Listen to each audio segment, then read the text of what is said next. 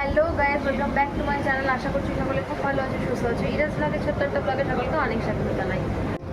তো কালকে রাত 11:10 এরকম সময় বেরিয়েছি বাড়ির থেকে, আর এখানে পৌঁছেছি ভোর 5:30।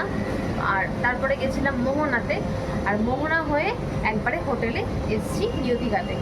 তারপর এখান থেকে আবার এখন একটু সমুদ্রে যাব, একটু ঘুরবো আশেপাশে, কারণ কালকেই তো বাড়ি চলে যাব।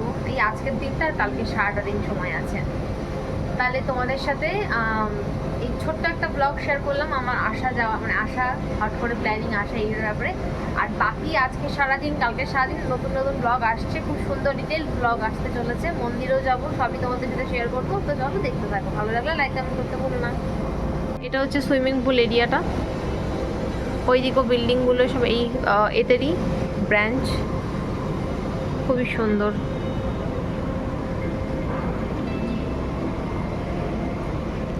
আর এই যে আমাদের রুমটা। দীঘাতে আমরাও যখন আসছি তখন প্রচণ্ড বৃষ্টি শুরু হয়ে গেল ভোরবেলা থেকে। এখন সময়টা যেটা তোমরা ভিডিওতে দেখছো, তখন কিন্তু সময় বাজে 5:10, সবেমাত্র সকাল হয়েছে, আলো ফুটেছে। ব্রাইটনেসের জন্য হয়তো অনেকটাই আলো মনে হচ্ছে। আর তারপরে আমরা সোজা চলে গেছিলাম মোহনাতে, যেহেতু হোটেলের চেকিংয়ের এখনও টাইম আছে, একটু মোহনা থেকে হালকা করে ঘুরে আসি সেই ভেবেই মোহনাতে যাওয়া। কিন্তু এত বৃষ্টি শুরু হয়ে গেল যে মোহনাতে আমরা বেশিক্ষণ দাঁড়াতেই পারলাম না। তো গিয়ে একটু মাছের বাজারটা দেখলাম ঘুরে, কত রকমের মাছ রয়েছে এখানে। ইলিশ মাছ, ভেটকি মাছ, পাবদা মাছ, চিংড়ি, তার সাথে লবস্টার, তার সাথে শুটকি মাছ।